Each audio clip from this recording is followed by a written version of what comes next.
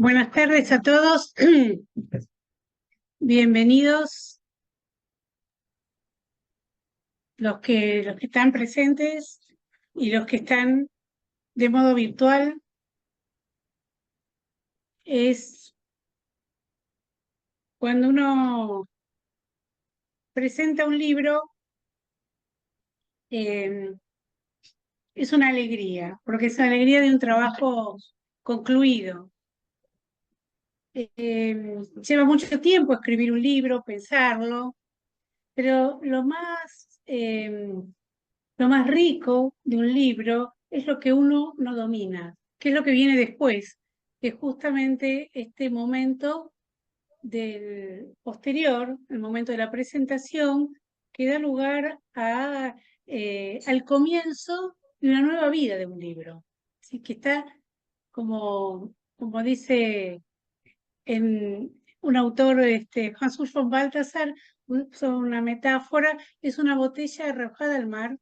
Alguno la recogerá en alguna orilla y eso escapa completamente a, con mi control, a mi decisión. Bueno, así que vamos a dar comienzo. Entiendo que tenemos los micrófonos que funcionan, ¿sí? Y vamos a presentarnos el doctor Luis Rabanaque y yo soy Cecilia Benati. Hay muchas caras conocidas, pero otras no tanto, porque hay alumnos de otros años eh, que no nos han tenido todavía de profesores de letras, de filosofía. Y bueno, comenzamos también para los que están online. Eh, yo veo como que si esto estuviera congelado. A ver, si alguno... Ahora sí, ahora vio el movimiento, ahora empezó el movimiento. Está Bien, funcionando. bueno, entonces comenzamos. Bueno, muchas gracias, Cecilia. Yo voy a empezar contando muy brevemente lo que podríamos llamar la prehistoria o la infraestructura del libro. Es decir, aquello que nos llevó finalmente a tener el libro como lo tenemos ahora. Así que los voy a importunar con un par de datos. No sé. Perdón, se escucha bien, ¿no? Los que están en Zoom. Por favor, si alguien avisa. Sí, se escucha muy bien, pero no los vemos a todos. No, bueno, es que no. No, es una dificultad técnica. En algún momento Ok. van a verlos. Bueno. Podemos... Ahí está. Ahí está. Hay tres de los autores que están afuera. Ahí la veo a Cecilia Giudice, que está en Alemania, y Vito Limone, que está en Italia, y Patricio Mena lo vi por allí en Temuco. Así que sean bienvenidos. Sí, perdón. Por favor. Bueno, esta prehistoria tiene dos fases, ¿no? La primera fase comenzó, después Cecilia seguramente lo va a explicar mejor, comenzó antes de la pandemia, para variar, y fue retomada cuando termina la pandemia. Mientras tanto empezamos a elaborar silenciosamente lo que sería después el trabajo del proyecto de investigación. Y hubo, después de la pandemia, en el año 21, un primer proyecto de investigación, un proyecto radicado en la Facultad de Filosofía y Letras, que es con lo que empezamos. Y con ese primer proyecto, además de organizar nuestras sesiones y todo lo demás, intervinimos alguna vez en alguna jornada, ¿cómo se llama? Jornada Interproyectos de Fenomenología y de Hermenéutica. Ese fue el evento en el cual participamos en esa oportunidad. Después viene una segunda fase, más decisiva, que fue cuando el Vicerrectorado de Investigación convocó por primera vez a proyectos de investigación financiados, al estilo de los proyectos del CONICET, por ejemplo. Y nosotros nos presentamos, proyecto esencialmente el mismo, ganamos la presentación, y entonces comenzamos a trabajar bajo la égida de este proyecto. El proyecto duró 2 años y participamos en una cantidad de presentaciones, ¿no? una jornada de investigación acá en la UCA, en la que participó un colega y gran amigo además, argentino-chileno, Roberto Rubio. Una jornada de investigación interna en la que participó nuestro colega y coautor Patricio Mena Malet, que nos está viendo ahora desde Temuco.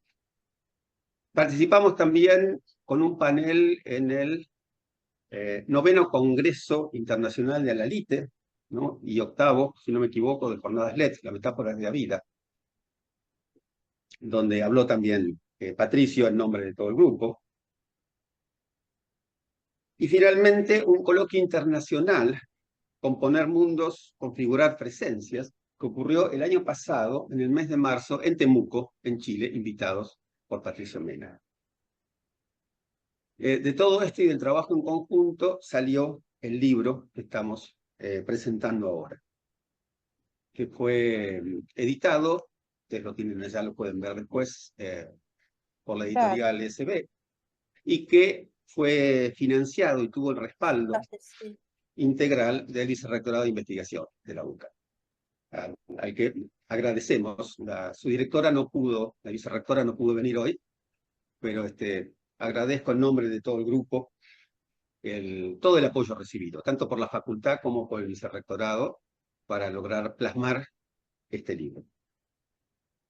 Y finalmente hubo una primera presentación del libro el año pasado en el Encuentro Nacional de Fenomenología y Hermenéutica, en la Academia Nacional de Ciencias de Buenos Aires, ¿no? Ahí colegas Jorge Rollero y Matías Pisi, además de nosotros dos como editores o coeditores, hicimos una primera presentación. Pero estábamos esperando esta presentación, la presentación grande y además en nuestra propia casa. Así es. Bueno, al escucharlo a Luis, realmente uno reflexiona y dice cuántas cosas hemos hecho, ¿no? Damos una mirada, en esta mirada retrospectiva son muchos pasos dados, uno no se da cuenta mientras los va haciendo, cómo va creciendo, ¿no? La semilla. Y todo proyecto comienza con una intuición, un deseo, y se sostiene con una férrea determinación de la voluntad, que en este caso, en el contexto que vivimos, o sea, del 2020 al 2025, con los 2 años de pandemia, fueron realmente importantes.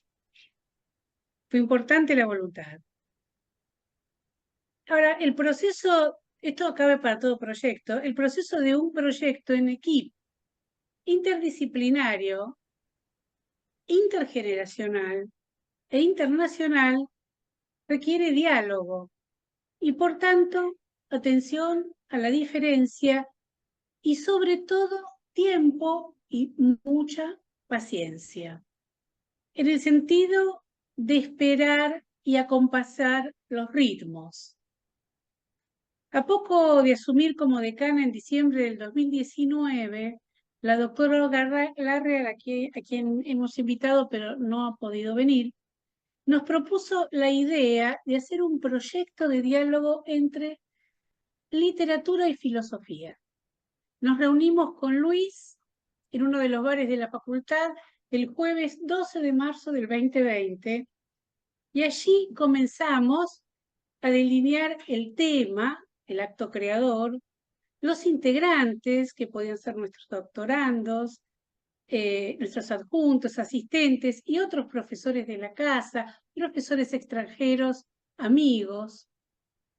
Y fuimos escribiendo a mano algunas ideas sueltas que no volvimos a retomar hasta un año después, cuando ya todo había cambiado.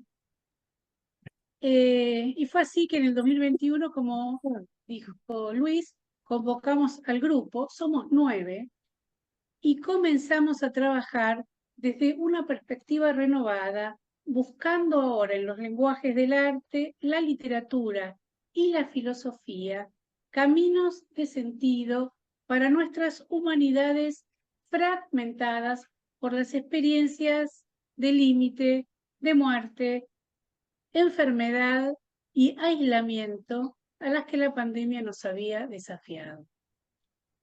Despertar la creatividad y pensar acerca del potencial de vida que hay en todo acto creador fue un principio de acuerdo que nos permitió encontrar la unidad en las diferencias, respetando a unas y otras sin temor, a la una y a las otras, sin temor a la disolución de la identidad, pues en todo diálogo es en lo idéntico donde está lo diferente.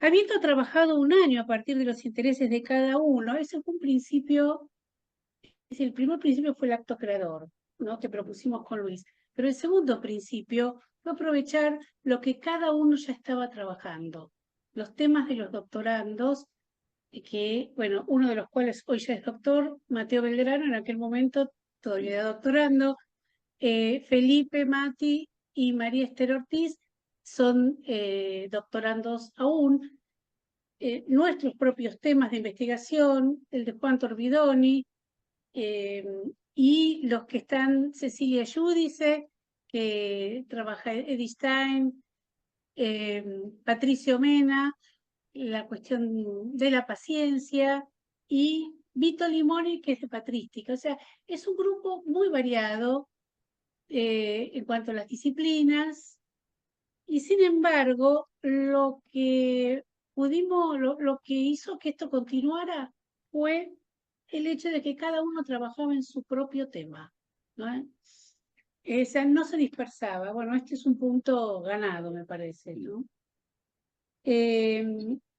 Todo digamos, la secuencia de nuestros encuentros, ella ya se refirió a Luis, y esta tarea silenciosa, el tiempo fue largo, no nos jugó quizás muy a favor la distancia que nos impuso la circunstancia, quizás se hubiera abreviado, no nos vimos mucho, no nos encontramos muchas veces más que las que él mencionó, y sin embargo, aquí está la experiencia vivida en común entre nosotros y en sí por cada uno de nosotros.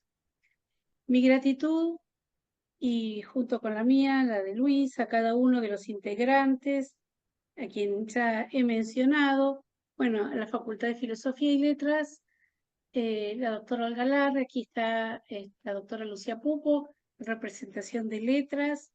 Agradecemos el apoyo también a la doctora Clara Zamora, que estuvo en el comienzo. Tuvimos 2 vicerrectores de investigación en este proceso. Y finalmente al doctor Walton y a la doctora Adriana Cid, que leyeron el libro, lo cual no es poca cosa, y aceptaron realizar esta presentación. Nuestra gratitud a Andrés Telesca, director de SB, y a Jorge Rollero, director de la colección Postvisión, por confiar en nosotros. Bueno, dicho lo cual, vamos a darle la palabra en el orden del flyer, primero al doctor Roberto Walton, a quien Luis va a presentar brevemente, y luego la doctora Adriana Cid, que es de la casa. Bueno, el doctor Roberto Walton es doctor en filosofía por la Universidad de Buenos Aires y doctor honoris causa por la Universidad Católica de Córdoba. Investigador superior jubilado del Consejo Nacional de Investigaciones Científicas y Técnicas, el CONICET. Profesor titular emérito de la Universidad de Buenos Aires.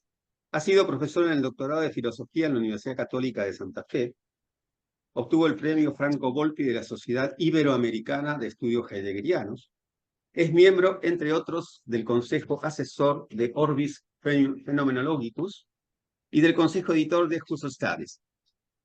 Autor de Mundo, Conciencia y Temporalidad, El Fenómeno y sus Configuraciones, del año 1993 ambos. Introducción al Pensamiento Fenomenológico, junto con Angela Alespelo. Intencionalidad y horizonticidad, horizonticidad e historicidad, historicidad y metahistoria, y más recientemente Fenomenología, Excedencia y el Giro Teológico. Y visiones fenomenológicas sobre la voluntad, la libertad y el mal, que está en prensa. Ha publicado artículos en innumerables lugares, entre ellos Husserl Studies, Analecta Husserliana, Contributions to Phenomenology, Investigaciones Fenomenológicas, Recherche Husserlian, Phenomenon, Acta Fenomenológica Latinoamericana y Studia Heideggeriana. Bien, estamos ante una leyenda viviente de la fenomenología argentina y latinoamericana, con lo cual para nosotros es toda una gratitud que haya aceptado esta presentación. Sí, bueno, muchas gracias por la invitación, la presentación y como supuesta leyenda, por suerte todavía estoy viviendo.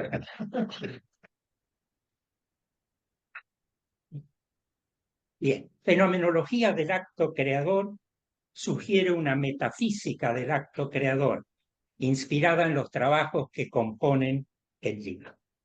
Uno de ellos menciona la carta de Husserl al poeta Hugo von Hofmannsthal, en la que se declara que hay una proximidad entre el ver fenomenológico y el ver estético en el arte puro.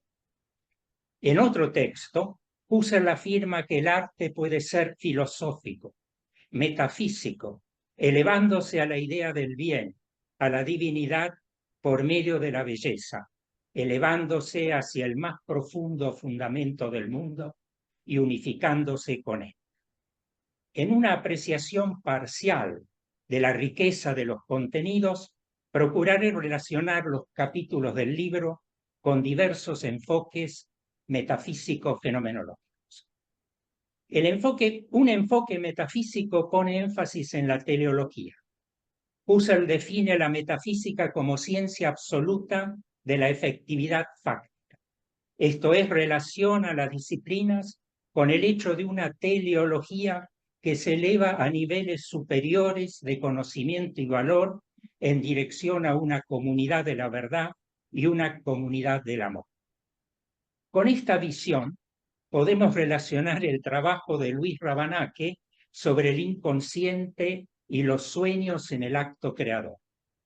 Luego de una presentación de los rasgos fundamentales de la fenomenología husserliana, se destacan aspectos estructurales de los sueños, como el mantenimiento de la correlación intencional entre conciencia y mundo, la neutralización del mundo compartida con la fantasía, el carácter pasivo de las efectuaciones intencionales y los rasgos creativos que surgen de transformaciones en los materiales que ofrece la vigilia.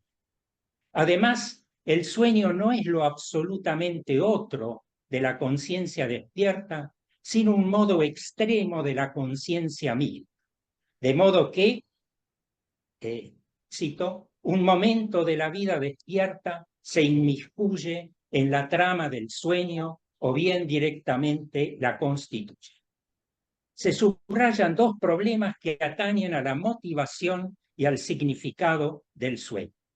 En relación con estos dos temas y el carácter creativo del sueño, se puede considerar su alcance teleológico metafísico teniendo en cuenta lo siguiente.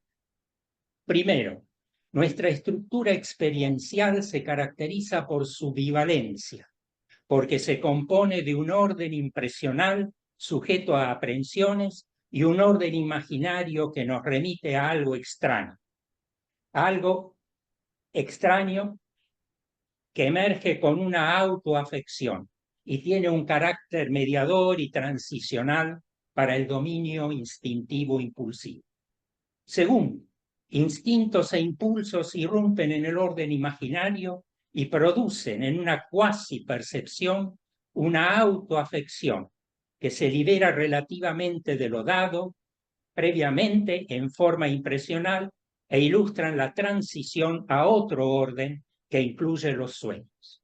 Tercero, si los sueños manifiestan en el orden imaginario la autoafección producida por instintos e impulsos, y estos a su vez constituyen la base de una teleología, entonces los sueños pueden reflejar la predisposición innata de la subjetividad consistente en un sistema de impulsos instintivos que hace posible la teleología.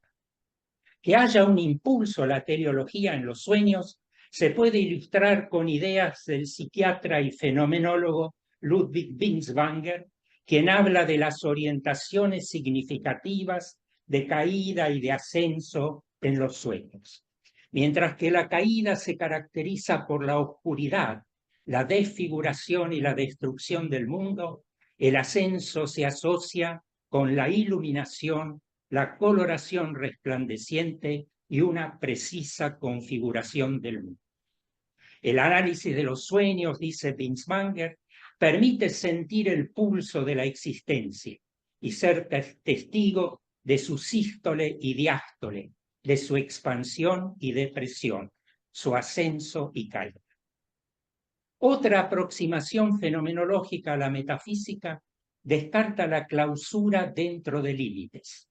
Se encuentra en Merleau-Ponty, que nos dice: estoy contra la finitud en sentido empírico, existencia de hecho que tiene límites, y por eso estoy en favor de la metafísica. Esta afirmación se une a temas como el redescubrimiento del ser vertical, la pregnancia de posibles y el estallido del ser. Son temas que despliegan la tesis de que, cito, la filosofía no es reflejo de una verdad previa, sino como el arte, la realización de una verdad. Varias contribuciones al libro se relacionan con esta negación de lo finito y el consiguiente énfasis en la novedad. Felipe Amati, en su trabajo El arte de crear cuerpos, analiza esta carencia de límites en la creación artística. Muestra que la creación implica una total desarticulación de los cuerpos que permite la constitución de un nuevo cuerpo en el seno del mundo. En su estructura o articulación y en los efectos que brotan de sus encuentros, los cuerpos componen el mundo. Todos los integrantes del mundo están enhebrados por la carne del mundo, que se encuentra a medio camino entre el individuo espacio-temporal y la idea. La unión que enhebra un cuerpo con otros debe ser destruida para que una nueva articulación sea posible. Los cuerpos tienen una intencionalidad propia que opera antes de que ocurra la toma de conciencia del mundo como estructura. Esta estructuración carnal de los cuerpos se encuentra en constante devenir y existe actualmente como estructurado y también virtualmente como articulado o posible. El mundo es el correlato del propio cuerpo. Es la carne del propio cuerpo que, como señala Merleau-Ponty, cuenta con un saber latente o sedimentado del mundo.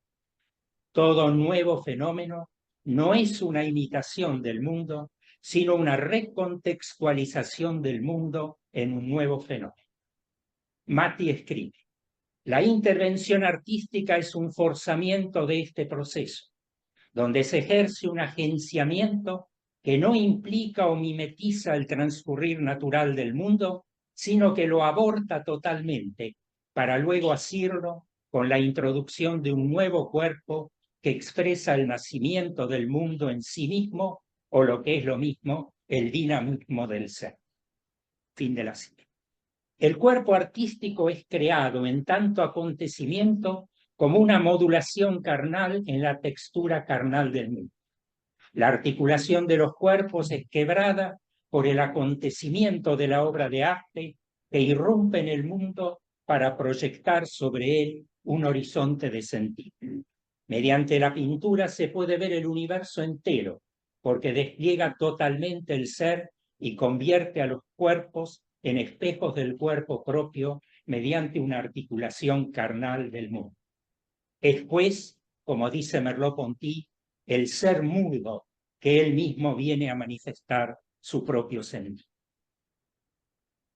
Patricio Mena Malet, en su contribución La experiencia estética como experiencia vital, nos dice: pensar la unidad de la estética, como lo han intentado fenomenólogos como Merleau-Ponty y Henri Maldinet, implica asumir la tarea de reflexionar sobre la articulación entre la estética sensible, el sentir, y la estética artística, el ser obra, y así esclarecer cómo una y otra se alumbran mutuamente. Por tanto, Patricio analiza la experiencia estética en su doble acepción de estética sensible y estética artística, es decir, la doble dimensión de una fundación desde abajo, como prolongación del sentir y el percibir, o de una fundación desde arriba, en la que la presencia singular de la obra de arte desvela la presencia del mundo sensible y permite interrogar tanto la esencia del aparecer como del sujeto que hace su experiencia. En esta doble acepción, la experiencia estética es, dice Patricio, una experiencia natal, en cuanto el encuentro que el sujeto hace de una obra de arte en su singularidad, es decir, más acá de ser obra material, producto cultural, etc., lo pone en relación con el mundo sensible, salvaje o natal. En el arte se descubre el mundo en su surgimiento, un mundo sensible o un mundo de significaciones, y al sujeto en su disponibilidad para nacer. Mena advierte en la consigna fenomenológica de volver a las cosas mismas una promesa de desvelamiento de sentido, en la que un sujeto se deja enseñar por cosas cuyo sentido es dado.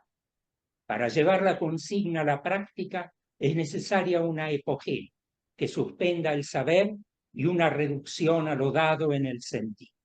De esta manera se abre un mundo salvaje o natal que irrumpe sorpresivamente como acontecimiento.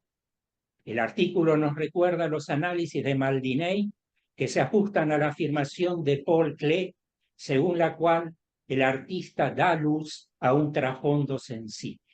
El arte, dice Klee, no reproduce lo visible, sino que lo hace visible. Patricio Mena se refiere a la potencia fenomenizante del arte, que tiene la posibilidad de ir al encuentro de lo invisible o invisto y llevarlo a la presencia manteniendo una ocultación. Se nos manifiesta en un sentir como momento apertural de la trascendencia del mundo, sentir en el cual se hunde la propia existencia y queda envuelta por él. Estos análisis muestran que la comunicación con una realidad prefenoménica, por ejemplo en un cuadro de Cézanne, constituye una apertura al milagro del ay o de la presencia pura antes de la captación de un mundo objetivo. Y recuerdan que para Jean-Luc Marion el gesto de pintar precede a toda modificadora. La fenomenología contiene también una metafísica vinculada con la intersubjetividad. Emmanuel Levinas afirma que, cito, la metafísica se juega allí donde se juega la relación social, en nuestras relaciones con los hombres. El otro es el lugar mismo de la verdad metafísica e indispensable para mi relación con Dios. La metafísica se juega en la relación ética. Levinas nos afirma que la relación ética es la relación con el rostro, que equivale a una llamada cuya respuesta es la responsabilidad por el otro. El tema de la respuesta, unida al del nacimiento, aparece en la contribución de Cecilia Benatti de Palumbo sobre una escritura in statu nascendi, en la cual se analiza la escritura poética en su condición naciente a la luz de la fenomenología de Jean-Louis Chrétien y la poesía de Christophe Le Breton. Para el filósofo, cito, nuestra palabra es antifónica, responde escuchando, escucha respondiendo al traducir el silencio. De ahí que el acto creador sea un acto de palabra que promete la belleza del llamado, la cual solo es perceptible en la respuesta. La explicitación de lo velado se realiza a través de una presencia en la que se congregan proximidad y lejanía. Mediante un despojamiento de sí y un acto de palabra, se procura responder al llamado de un misterio indisponible. Chrétien se refiere a promesas furtivas, que son difusas, tácitas y veladas, y que nos aguardan en su latencia, cubiertas por su velo original. Nuestras palabras humanas responden al llamado de la palabra y portan aquello que ha sido prometido. Proceden de una palabra que permanece en silencio. La presencia se pone de manifiesto en la poesía de Le Breton mediante la interacción de presencia y ausencia, de cercanía y alteridad, en el encuentro de lo inaudito e inexpresable. Hay una imposibilidad e inadecuación para recibir lo que adviene, debido a un exceso, cito, a un exceso intolerable entre lo que el ser humano vive y lo que en realidad puede vivir, entre el decir y lo dicho. Es un tema que evoca el contraste levinasiano entre el decir como una responsabilidad infinita por el otro y lo dicho en la insuficiente respuesta humana. Para el poeta, la responsabilidad de la palabra no se consuma en la visión contemplativa, sino en la unión activa con el ingreso en el misterio del tú, mediante un despojamiento creciente que conduce de la luz al silencio. Llamado y respuesta conducen a una dilatación, a la dilatatio cordis agustiniana, lo cual equivale a una respiración, a la vida que afirma y crece. El trabajo cita al poeta: el soplo del don, recibo la misión de su fuente. Tú en mí, que brota hacia la vida eterna, misión de respirar. En un acto de vaciamiento, el poeta aspira el soplo de la vida, escucha la palabra que proviene del tú y desde su corazón dilatado entrega una palabra transformada en poesía. Se trata de una poética relacional de acogida y hospitalidad. En suma, la presencia y la promesa descritas en la fenomenología de la palabra nos ofrecen un camino de diálogo entre lenguajes, porque, concluye Cecilia, coinciden en la sorpresa del nacimiento incesante. De este modo, el lenguaje poético y el lenguaje filosófico reconocen en el acto creador una fuente común. Se añade una metafísica basada en el examen de la vida. Michel Henry caracteriza la condición metafísica de la vida por tres notas fundamentales: una subjetividad que se experiencia a sí misma, una fuerza productiva susceptible de crear algo que no existiría sin ella, y una actualización exclusiva en un organismo viviente en contraste con una entidad universal susceptible de subsistir como realidad general. Henry se refiere a la ambición metafísica, expresión de él, del pintor, que procura revelar la esencia sagrada de la vida, y ejemplifica la negación de esta condición, es decir, lo invisible de la afectividad, con una referencia a la imagen de la bestia según el Apocalipsis 13:15. Mientras que la bestia no es una autónoma, porque aún contiene una referencia oculta a una subjetividad viviente, su estatua es una copia inerte e inanimada en la que dispositivos materiales funcionan con independencia de la actividad humana. Es lo que queda del ser humano fuera de la verdad de la vida y reducido a la verdad del mundo. De esta manera, el obrar viviente queda destruido y reemplazado por procesos materiales objetivos.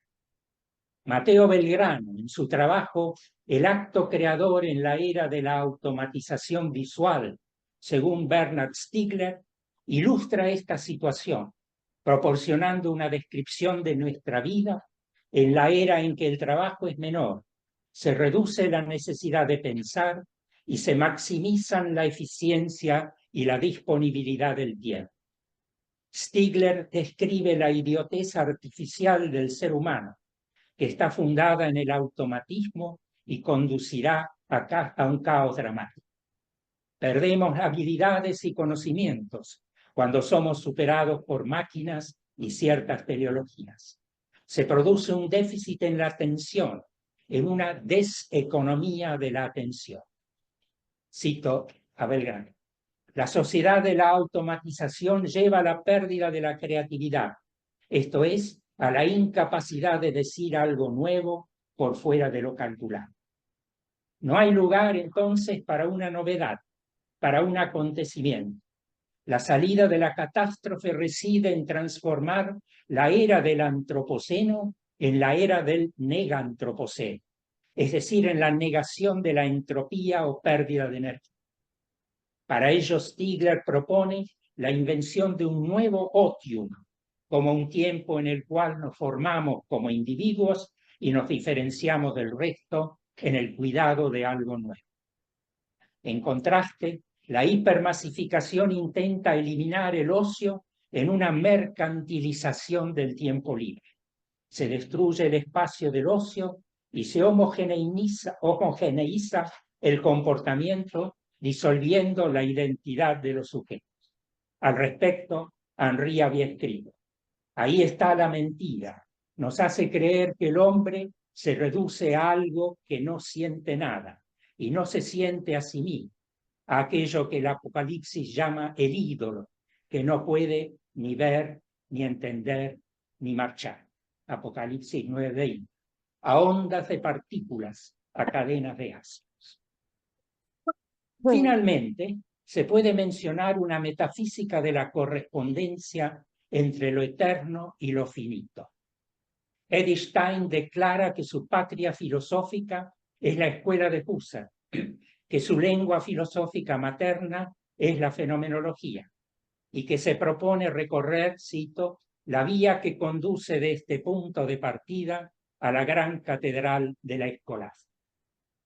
Es fundamental en su metafísica la afirmación de que la estructura del ente creado, en cuanto es algo que es una imagen de la divinidad trinitaria, puesto que implica un ser a partir de sí mismo en cuanto creador y fuente de vida. Lo anímico nuestro encuentra su arquetipo en el Padre, que eternamente se crea a partir de sí mismo. En tanto unidad de sentido, nuestro cuerpo tiene su arquetipo en el Hijo, como un cuerpo espiritual en que el Padre se ha exteriorizado eternamente. En tanto fuerza que sale de sí y a la vez permanece en sí, nuestro espíritu tiene su arquetipo en el Espíritu Santo, en tanto darse de Dios.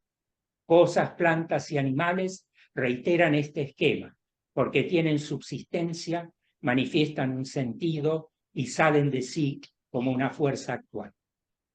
Esta correspondencia entre lo humano y lo divino encuentra diferentes manifestaciones en 3 trabajos que se ocupan de la capacidad del creyente para captar la correspondencia, la interconectividad de los niveles de la vida para expresar, y la fenomenología del acto creador para ejemplificar un homólogo de la creación divina.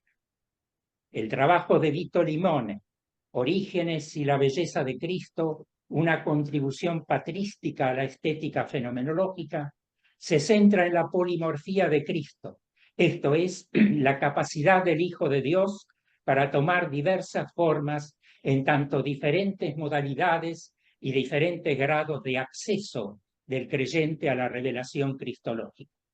Entre los escritos de Orígenes que examina, se encuentra su interpretación de la transfiguración de Cristo en el monte Tabor. Según Orígenes, la revelación de Cristo a los hombres es proporcional a la capacidad de cada ser humano de acceder a una mayor o menor inteligencia de la revelación. A los más avanzados se les revela en la forma de Dios, es decir, en su belleza, mientras que a los menos avanzados se les revela en la forma del siervo, es decir, de la fealdad. Así se representan simbólicamente los diferentes grados de acceso del creyente a Cristo y a la revelación, lo cual implica una gradación en la correspondencia entre lo divino y lo humano, según la capacidad del creyente, que puede elevarse en mayor o menor grado de acuerdo con ella. O sea, belleza y fealdad simbolizan el grado de acceso a Cristo, que según el conocimiento y la ignorancia de la revelación, varía entre la plena participación y el distanciamiento. Se proporciona así un ejemplo de lo que Stein denomina grados de acercamiento a la plenitud del ser. La presentación de María Esther Ortiz, describir una visión, tensión y novedad en el epistolario de Hildegarda de Bingen, caracteriza el epistolario como un nuevo monte Tabor, porque las visiones, dice, son algo más que descripciones vividas. Los recorridos sondean posibilidades de transfigurar la vida en todas sus manifestaciones. Se analiza la respuesta que se transmite a destinatarios concretos que esperan una respuesta humana y divina.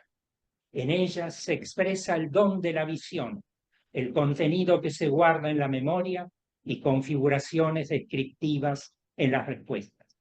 El trabajo destaca el concepto de viríditas como una noción que alberga diversos estratos de significación y puede traducirse por verdor, lozanía o fecundidad.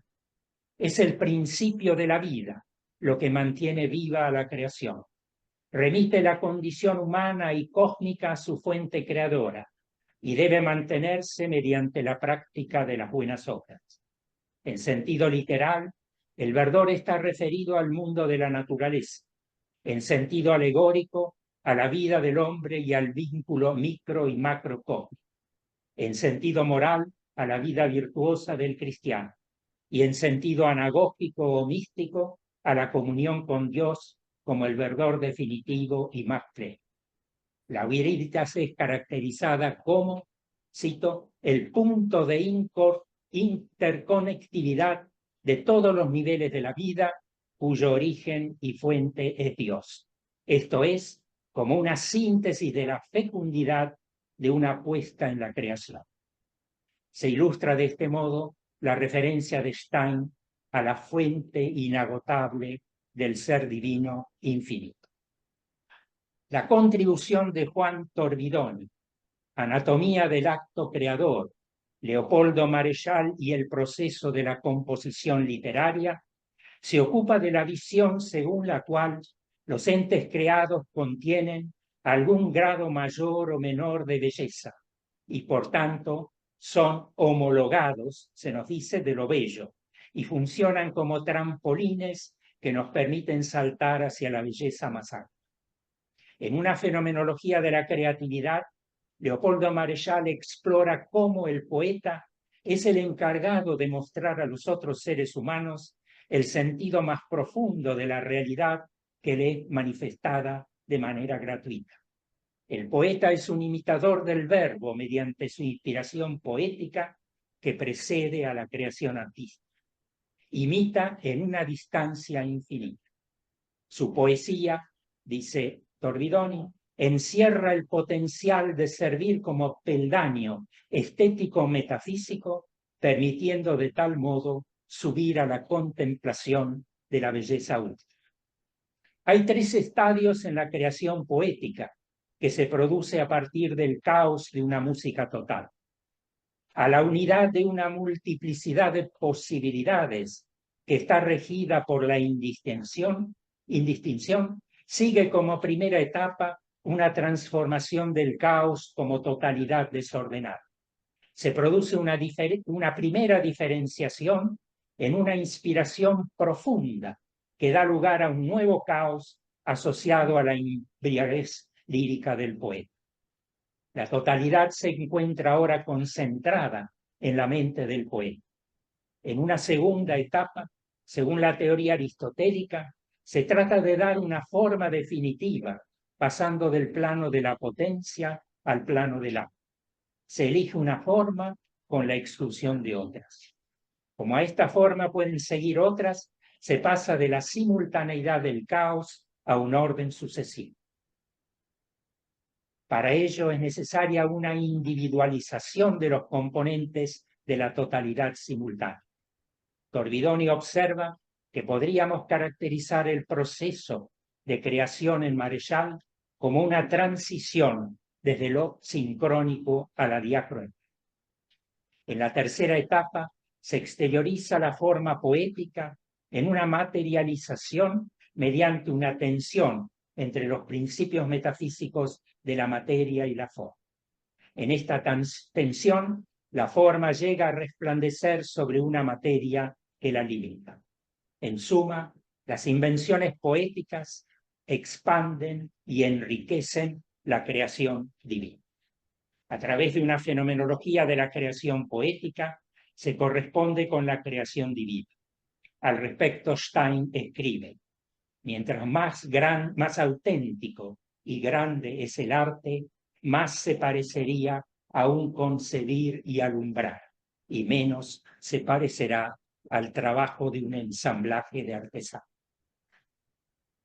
En la introducción de la obra se esclarecen los pasos de la historia de la estética fenomenológica, subrayando temas como la fecundidad de la institución de sentido, a la vez singular y universal en la visión de Husserl, la ontología de la obra de arte orientada al producto en Ingarden, la apertura de un mundo por la obra de arte destacada por Heidegger, el énfasis de Dufresne en el espectador, la obra como juego y expresión de la tradición según Gadamer y la novedad de sentido generada por símbolos, metáforas y textos en Ricard.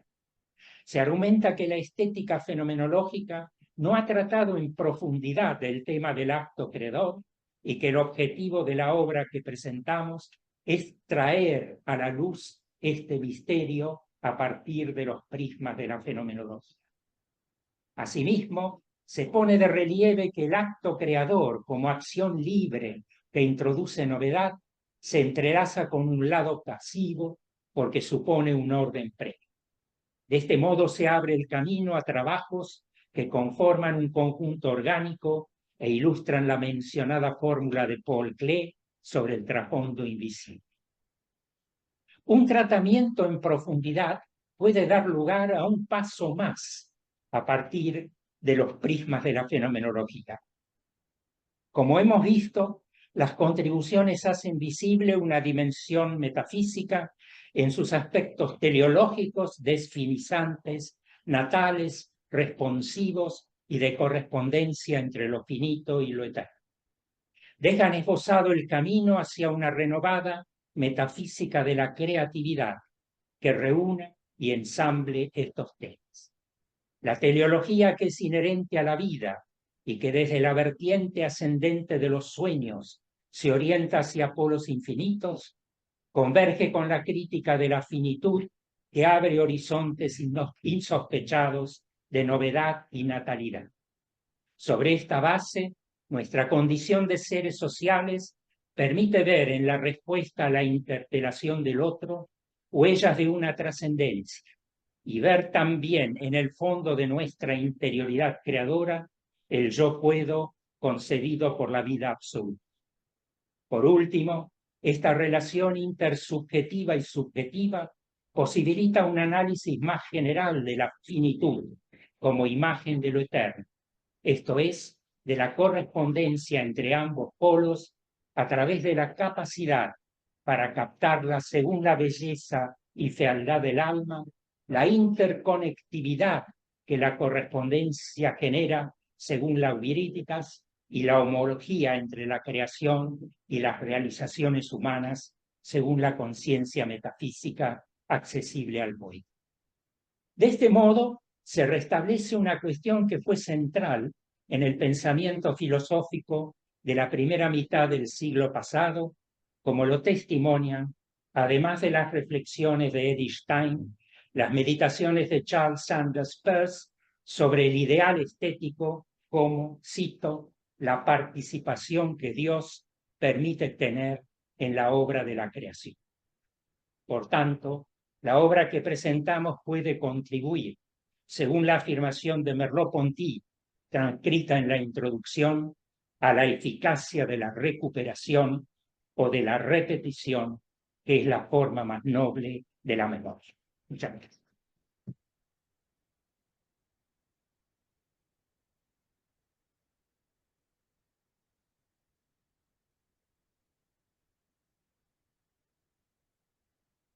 Bueno, muchas gracias, Roberto. Gracias a la presencia también del doctor Javier González, que nos está acompañando, nuestro decano, como todos sabemos. Y también a la doctora Graciela Ralón, que es bienvenida a esta casa. Y ahora nos toca presentar a quien todos conocemos aquí y apreciamos en el fondo de nuestro corazón por su sabiduría, su bondad y su magisterio. Estoy hablando de la doctora Adriana Cid, quien es licenciada en Letras por la Universidad Católica Argentina y doctora en Filología.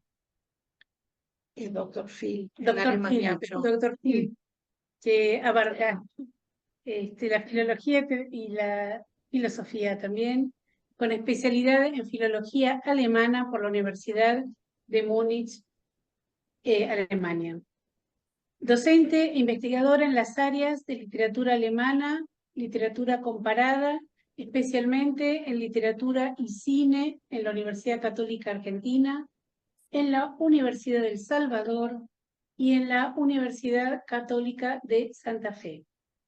Profesora titular de Historia del Cine en la Facultad de Música y de Estética del Cine en la Maestría en Comunicación Audiovisual de la UCA. Cuando le pregunté si no quería que la presentara con algunas de esas asociaciones de pertenencia, publicaciones, me dijo, así está bien, porque los protagonistas son ustedes y no yo, así que así hay mucho más que no está aquí escrito y ya te escuchamos, Adriana. Bueno, muchas gracias por la invitación para esta presentación. Muchas gracias por tus palabras, Cecilia. Voy a quizás saltear algunos pasajes de mi presentación para no solaparme con algunos aspectos que trató el profesor Walton recién, pero igualmente vamos en otra línea, no llego a las cumbres del profesor Walton. Bueno, en la tercera de las cartas a un joven poeta, Rilke le advierte a Capus, y nos advierte, las obras de arte son de una infinita soledad, y por nada tan poco abordables como por la crítica. Solamente el amor puede comprenderlas y tratarlas y ser justo con ellas. Hasta acá, Rilke. El libro que hoy tengo la alegría de presentar junto al profesor Roberto Walton parece querer desmentir esos pensamientos sentenciosos del poeta de los sonetos a Orfeo. ¿Qué decir de la obra de arte? ¿Qué decir del acto creador? No se impone callar.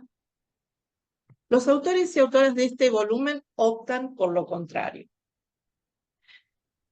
Desde distintos ángulos y con los más diversos ejemplos, asedian al acto creador, apelando todos ellos, como nota en común, a una lectura fenomenológica. Y sin embargo, cada una de las contribuciones constituyen abordajes respetuosos de los artistas y de sus textos. ¿Acaso porque en todos los trabajos permea ese amor que reclamaba Rilke y que en este caso concreto se traduce en el reconocimiento del misterio? Todas las contribuciones, casi sin excepción, hacen referencia al misterio en el acto creador. En efecto, la propia introducción, titulada Acto Creador y Estilos, se abre con un epígrafe de Stefan Zweig, en el que el escritor austríaco enuncia la condición mistérica de la obra de arte desde su génesis misma. Y los distintos capítulos, organizados a decir de los editores a modo de tríptico, ensayan un movimiento de equilibrio que oscila entre indagar detrás del velo que cubre el proceso creador y dejar ser al misterio. El primer panel del tríptico, para continuar con la imagen, se titula Corporalidad y Arte y alberga abordajes singulares. Un artículo de Luis Ravanake sobre el papel del inconsciente y de los sueños en el acto creador, otro de Felipe Martí sobre la corporeidad de la obra de arte. El artículo de Ravanake alterna momentos de índole más teórico-especulativa, a lo que ya se refirió el doctor Walton, con otros en los que como lectores nos sentimos llevados de la mano hasta asomarnos al mundo del como sí, de los sueños, o al umbral que separa la vigilia del sueño, o al incómodo vacío de un sueño imposible de ser recordado. De esos territorios cobrará en ocasiones la obra de arte su materialidad. Felipe Mati, por su parte, indaga la corporeidad de la obra de arte y su carácter de novedad y sorpresa que irrumpe ante nosotros y nos afecta y desestructura de una forma tan mistérica como definitiva. Me permito reproducir aquí un pasaje de Fenomenología de la Percepción de Maurice Merleau-Ponty que Felipe cita en su estudio. Cito a Merleau-Ponty. La pintura de Van Gogh se ha instalado en mí para siempre. Se ha dado un paso respecto al cual no puedo hacerme atrás. E incluso, si no conservo ningún recuerdo preciso de los cuadros vistos, toda mi experiencia estética será en adelante la de alguien que ha conocido la pintura de Van Gogh. Hasta aquí la cita. ¿Quién de nosotros no adherirá a estas agudas observaciones del fenomenólogo francés? Seguramente todos reconoceremos en nuestras vivencias estéticas la pintura de Van Gogh, el poema de Hölderlin, la música de Mozart. Y es por estos senderos que nos invita a transitar esta fenomenología del acto creador. La segunda sección del tríptico, Creación, Estética y Literatura, está dedicada también a 3 artículos, uno del investigador catedrático chileno Patricio Mena Malet, acá lo veo conectado, la Patricio, de la Universidad de la Frontera, Temuco, y los otros 2 de nuestros docentes investigadores, Cecilia Avenatti de Palumbo y Juan Torpino. Con su particular sensibilidad, Patricio Mena enhebra imágenes cuasi poéticas para dar cuenta de la experiencia estética. Lo hace desde el inicio con el título de su trabajo, La experiencia estética como experiencia natal. Y al leerlo tenemos la convicción de que nos interpreta, de que pone en palabras lo que sentimos como espectadores de la obra de arte. Patricio parte, como ya explicó el doctor Walton, de un pensamiento del pintor suizo-alemán Paul Klee: el arte vuelve visible. Para interpretarlo como esa potencia fenomenizante que nos arrebata de la mecanicidad y uniformidad de lo cotidiano. Nos limpia la mirada y genera una experiencia de apertura que constituye una auténtica vivencia de natalidad. Por medio de la experiencia estética, postula Patricio, descubrimos al mundo, cito, en su emergencia matinal y natal. Fin de eso. El siguiente artículo, a cargo de Cecilia, Continúa desplegando el campo semántico del nacimiento. En él, Cecilia visita una vez más el universo poético de Christophe Le Breton, uno de los monjes de Tiberine, del monasterio del Atlas, que murió mártir en 1996. Una escritura instatum ascendi titula su contribución Cecilia, y busca de génesis del poema plasmada no en material extratextual, como podrían ser los diarios y otros testimonios, sino en la materialidad, en la plasticidad del poema mismo. Como lectores disfrutamos de un texto descriptivo argumentativo que no solo parafrasea a Le Breton, sino que lo deja decir su lucha para dar con la palabra justa.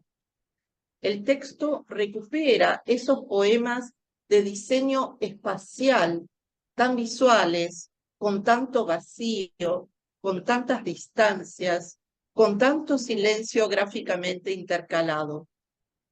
Una poética de la promesa, la denomina Cecilia, poética que se nutre de palabra y de silencio, y también de soledad y de kenosis.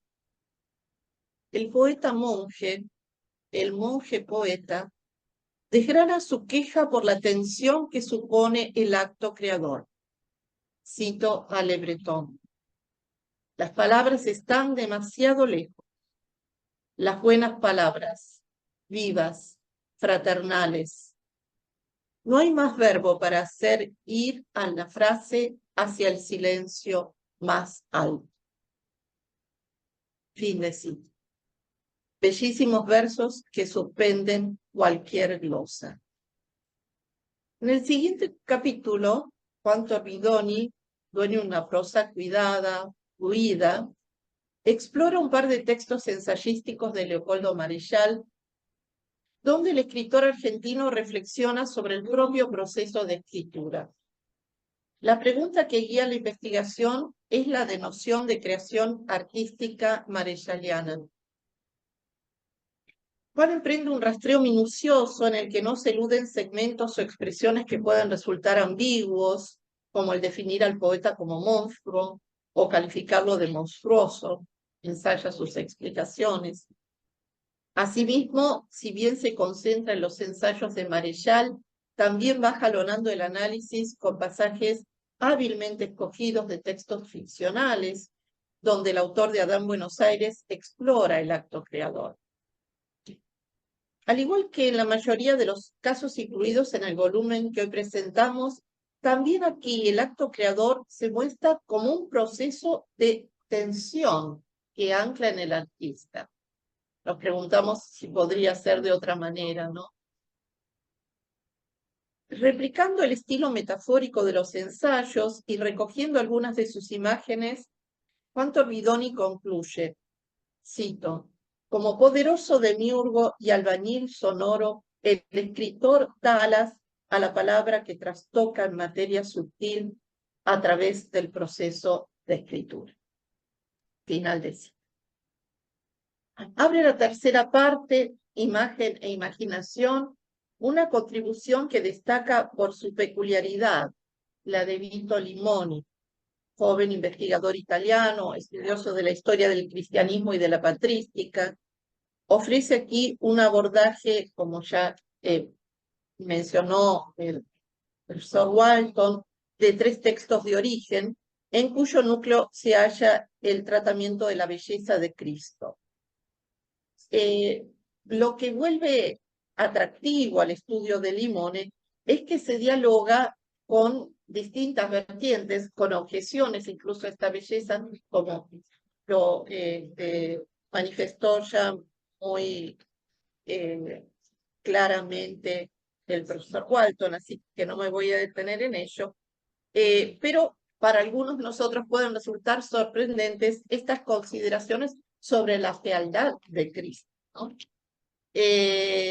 Por eso es que también acá se las considera como categorías relacionales y dinámicas que dan también cuenta del creyente, de la iglesia, de una comprensión de la revelación. Bueno, salteo toda esta parte que de la cual ya se habló. María Esther Ortiz, que siguiendo la huella trazada por Azucena Frabowski, lleva años dedicada a los estudios de Hildegarda de Bingen, se enfrenta en el siguiente capítulo al desafío autoimpuesto de examinar en el epistolario de la religiosa renana la plasmación de las visiones. Con gran rigor, la autora plantea límites y distinciones. En primer lugar, si bien la transmisión de las visiones puede ser considerada como acto creador, María Esther prefiere la más prudente denominación de recreación artística. En segundo lugar, limita su exploración al campo de lo verbal y con esta decisión coloca entre paréntesis los aspectos musicales y plásticos que sabemos también confluyen en las visiones de Hildegarda. A la luz del análisis de las descripciones y de otros segmentos de las cartas, María Esther se propone develar ese acto creativo, así como indagar los posibles efectos que se buscan sobre los destinatarios, cuestión particularmente relevante en un género como el epistolar. En suma, se trata de un artículo de gran condensación que viene a cubrir una vacancia en la crítica, dado que, como señala la autora, el medievalista alemán Peter Tronke advierte que aún queda por examinar, cito, la riqueza visionaria de las cartas. Clausura el volumen un capítulo elaborado por Mateo Belgrano, que en la articulación del libro supone, por lo menos lo supuso para mí, un vertiginoso viaje en el tiempo, no exento de ciertos ribetes de ominosidad. No interpreten esto como un intento de disuasión de que lean el artículo, todo lo contrario, es de suma actualidad. En efecto, Mateo se ocupa del acto creador en la era de la automatización visual, según Bernard Stiegler. Una prosa ágil y siguiendo al filósofo francés, Mateo esboza un perfil de nuestras sociedades atravesadas por la omnipresencia del marketing, el consiguiente consumismo y la consecuente homogeneización. Con toda lógica surge entonces la pregunta por la posibilidad, o más bien imposibilidad, del acto creador en este contexto. Parecería que el cultivo del ocio podría ser la salida de esta encrucijada. Sin embargo, no resulta tan sencillo en una época en que el tiempo libre se ve manipulado por el marketing y orientado hacia el consumo y actividades pasatistas.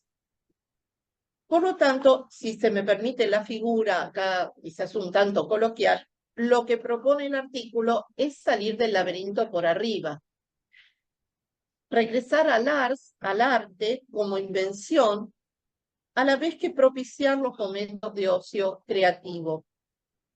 Solo cobijados en esos espacios, parece decirnos Mateo, nos será posible individuarnos y no caer en lo que Bernard Stiegler llama, con particular crudeza, la idiotez artificial del ser humano.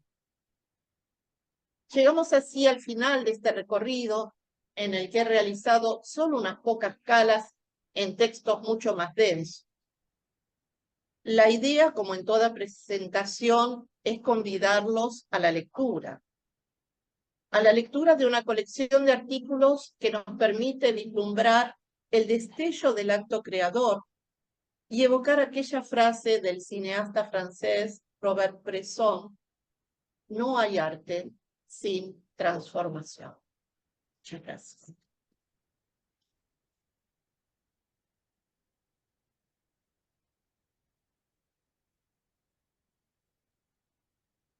Bueno, muchas gracias, Adriana. Sí, que me apuntan. Bueno, pasamos ahora a un diálogo, ¿no? Un diálogo de cuestiones y preguntas, diálogo entre los que estamos presentes, sobre todo a los expositores y a los Hay autores. muchos autores presentes, Hay muchos- y hablo, otros conectados. Mm.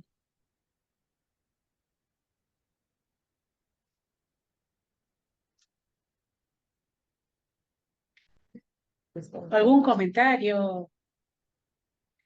Crítica. A ver, Yo quiero vamos a... en la elaboración del proyecto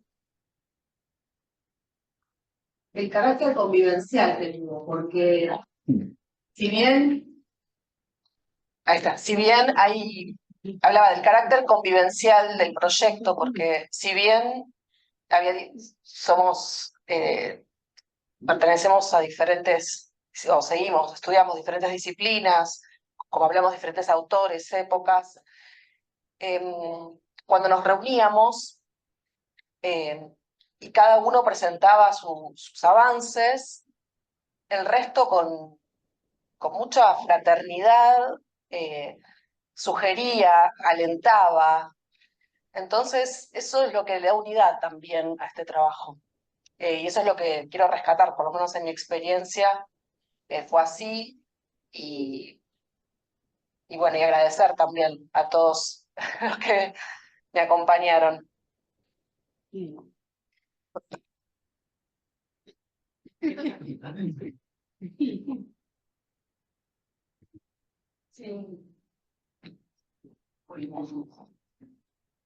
Yo siempre, bueno, por supuesto que estoy muy de acuerdo con todo lo que planteó María Esther, pero también quiero agradecer muy especialmente al doctor Walton y a Adriana Cid, nuestra colega y amiga, por haberse tomado el tiempo, primero de leer este libro, que tiene las ventajas de un libro interdisciplinario, pero también las dificultades o los desafíos de tener que cambiar de registros, y eso me parece que tiene que ver con la riqueza y con un poco el misterio que supone este volumen, y también, por supuesto, haber redactado resúmenes excelentes, que son más que resúmenes, son apropiaciones. A mí me resultó muy iluminador, yo que no estoy formado en la fenomenología, el distinto tipo de elaboraciones que hacía el doctor Walton, y por supuesto disfruté mucho también de la presentación de Adriana, que gentilmente hizo. Y como experiencia fue un camino muy interesante a recorrer estos años particulares del proyecto con sus distintas etapas. Y es muy interesante también cómo de alguna manera este proyecto fue un acto creador, ¿no? Que se fue desarrollando en el tiempo con sus distintas etapas, sin certezas de hacia dónde se caminaba en un principio, por lo menos con un norte que va cambiando y que se va modificando, como supongo que sucede también con los artistas. No soy artista, pero al leer obras de artistas, especialmente literatos, siempre aparece este concepto, ¿no? De que la realidad va marcando ritmos, se va imponiendo y va de alguna manera construyendo esos mismos sentidos a medida que se avanza, ¿no? No hay un plano preestablecido que después se cumple de manera perfecta, como uno lo entendería de un aristotelismo mal entendido, porque no es lo que Aristóteles dice. Pero quiero decir que hay esta evolución, esta temporalidad como muy importantes en el proceso creativo de este volumen, que no es creativo, sino que es académico. Pero eso es lo que meditaban, digamos, en torno a las dos presentaciones tan generosas que hicieron.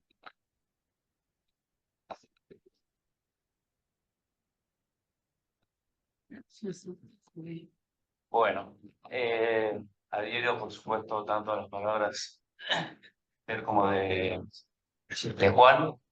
Agradecerle también a los directores, un poco ayudaron a coordinar algo que es una tarea muy difícil, que bueno, que es un poco también una novedad, esto creo que en la facultad, bueno, no sé, pero me parece que es una novedad esto de un proyecto interdisciplinario, un proyecto que cruce filosofía y letras.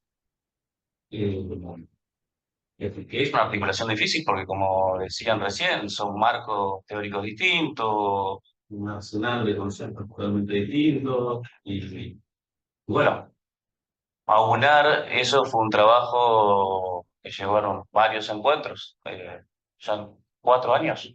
Y sí, 4 años. Y me parece que este libro encarna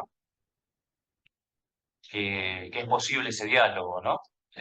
Como dijo, no me acuerdo quién de los dos, este mismo libro y este mismo proyecto de investigación, más allá del libro, es en sí mismo un acto creador y me parece que un buen primer paso para otros proyectos y para generar este diálogo interfacultad y quizás con otras facultades también, porque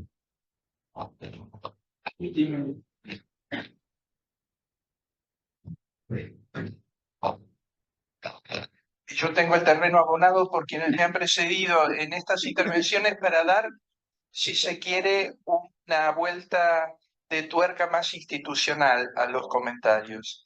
Acá se ha celebrado la concreción de este volumen como una prueba concreta de que es posible que dos carreras que coexistimos en la misma facultad desde hace 50 años, finalmente, ¿no?, podamos trabajar juntas.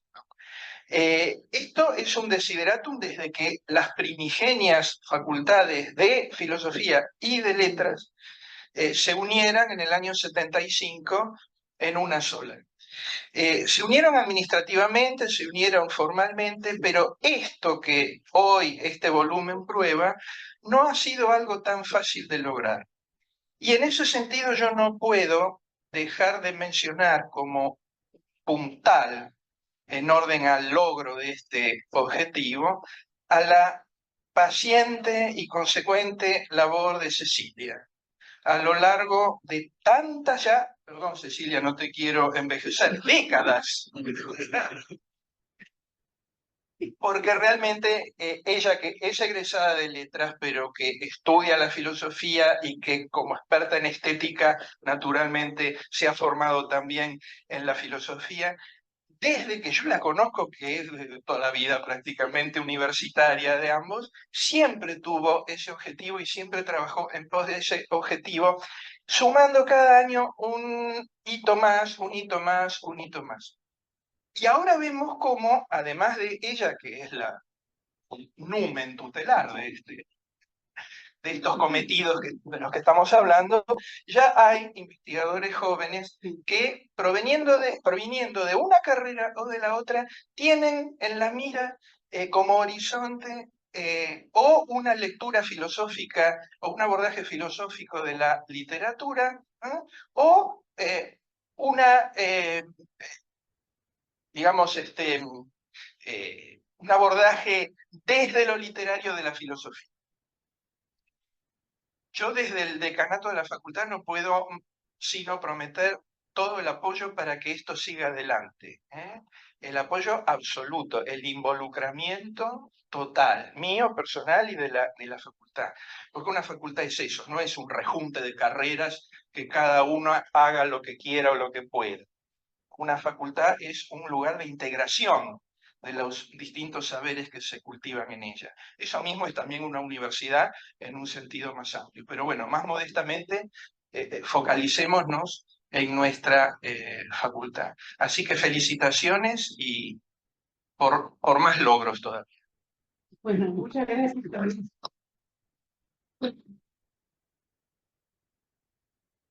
Quiero destacar, sí, no, quiero destacar en esto el apoyo, por eso lo mencioné, digamos, el apoyo generacional de Luis, ¿no? Que se avino a estos temas estéticos sin Anestesia. sin anestesia. Fue el último día que, antes de la pandemia, le dije, el acto creador, ¿vos qué tema trabajás? Los sueños. Y yo dije, el acto creador. Y él realmente no hubiera sido posible sin haber estado juntos, creo yo. Así que lo quiero agradecer. A mí me da enorme alegría los investigadores jóvenes en muchas cosas que me hemos destacado, pero todos han tenido beca UCA para, de alguna UCA o UCA CONICET para hacer la beca de doctorado, para el postdoctorado. Si todos tienen una intención de investigación y de docencia, porque esa síntesis es difícil de lograr, ¿no? El investigador a veces no es docente y están todos trabajando en las cátedras, así que Javier, yo te agradezco el apoyo.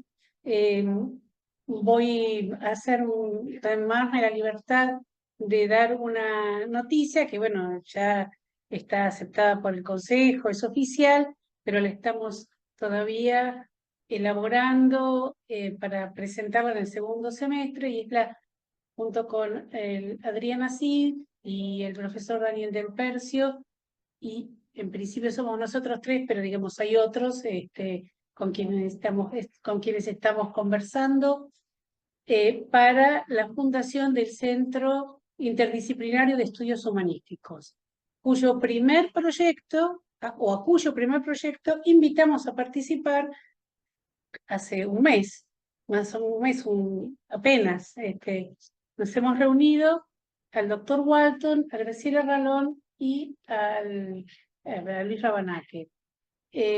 Somos 3 de filosofía, 3 de literatura y todos con, digamos, caminos ya realizados, ¿no?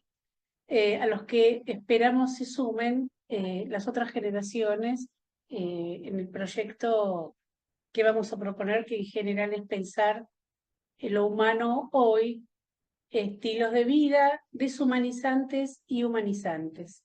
Digamos, desde ese horizonte vamos a plantear esta proyección de esto que se funda de alguna manera con esta presentación, se continúa, porque la vida es un continuum, ¿no?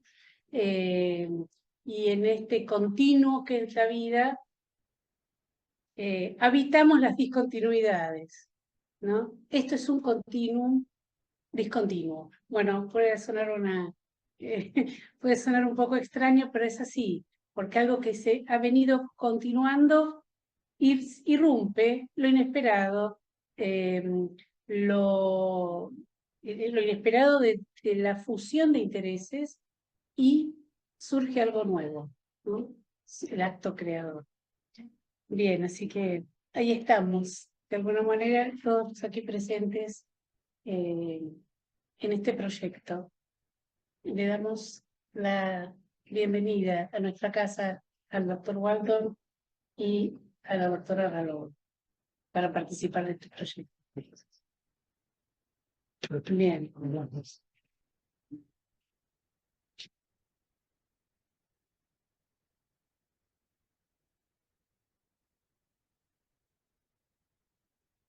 Bueno, Así. Perdón, muy llevada por la emoción, disculpen, está fuera de lugar, pero toda la vida la cultura y literatura se han, ¿no?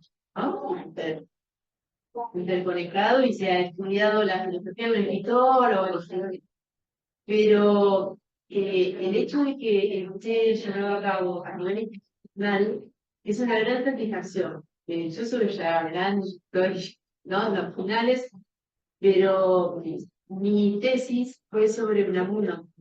Y en el momento que yo tenía que elegir mi director de tesis y que tenía que, ¿no?, fue un poco, muy dando lo único ahora a una persona como de afuera, ya con la filosofía, con un escritor que es ambiguo.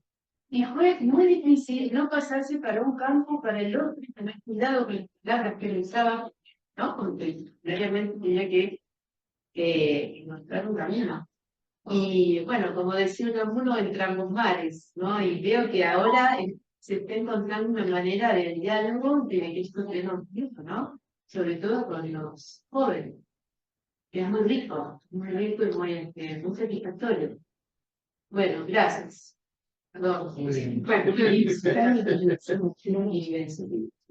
Sí, algunos de los, Cecilia, Patricio, y Cecilia está con una sonrisa radiante. Hace varios años que está fuera del país, Cecilia. No sé si se va a escuchar. A ver, A ver, ¿se me escucha ahí? sí, sí. Sí, te voy a poner allí para explicar. Para todos. Sí. A ver, espera. Voy a explicar mi sonrisa. Se escucha, se escucha. ¿Me escuchan bien? No, yo estoy más que feliz porque, bueno, yo participé al principio del proyecto. ¿Me escuchan bien? Sí. Al principio del proyecto y ahora veo la culminación, ¿no? Con la presentación. Se me ocurren muchas cosas y una mezcla de pensamientos, reflexiones, sentimientos, pero nada, pensaba lo que Cecilia dijo al principio, ¿no? Que esto es fruto de una gran constancia en la voluntad de todos, doy fe completamente. Y agregaría, yo creo que Cecilia estaría de acuerdo, también de la gracia de Dios, ¿no? Porque Él es el creador que también permitió que esto sea, ¿no?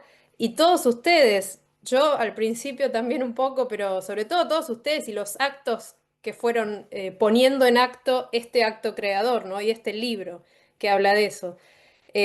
Yo lo celebro completamente desde acá y sobre todo quiero decir, nada, que es un grupo precioso, creo que lo dije varias veces y hoy lo sostengo, todo lo que fueron diciendo mis compañeros, yo completamente acredito, es así.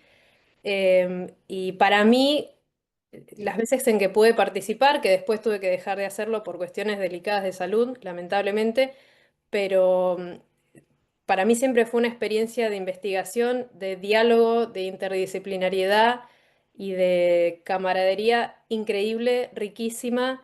Fue un oasis de filosofía, un oasis de contemplación, un oasis de fraternidad, ¿no? También, porque un espacio humano, auténtico y muy rico. Y eso también doy gracias a Dios por eso y a cada uno de ustedes, ¿no? Porque se nota el tipo de trabajo que es. Y también, bueno, Roberto Walton, Adriana Cid, dos reyes, en verdad. Muy digna la presentación. Especialmente me siento tocada y admirada por las referencias del doctor Walton a Edith Stein. Creo que es incluso mejor de cualquier cosa que podría haber escrito yo en el libro. Así que nada queda perdido, ¿no? Fue un placer participar de este momento y de todo, del proyecto, a mi manera. Gracias. Gracias.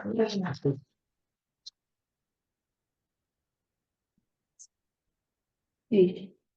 Patricio, ¿tú quieres decir algo? Sí, Bueno, Patricio levantó sí, la mano. sí, no estaba aplaudiendo ahí a Cecilia. Un poquito más fuerte, si puedes. No, simplemente dar las gracias. Soy de acá de Chile y bueno, me he sentido muy honrado de que me invitaran a participar en el proyecto y luego en la escritura del libro también. Y, y muy, muy bien acogido, ¿no? Sí, he sido muy bien recibido en el grupo.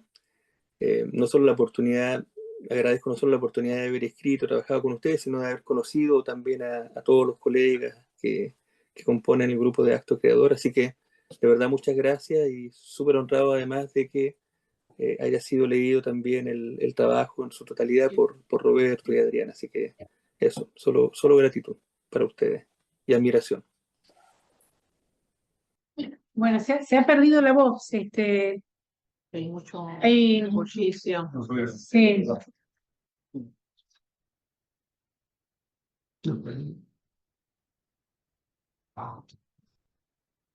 Patricia además habla un poco. Bueno, ahí le di el máximo, pero en síntesis lo que alcancé a escuchar era tu agradecimiento por ¿no? Por haberte sentido. Sí, eso sí. Sí, buenísimo. Bueno, bien. Bueno, nos cerramos el acto entonces. Exacto. Muchas gracias a todos.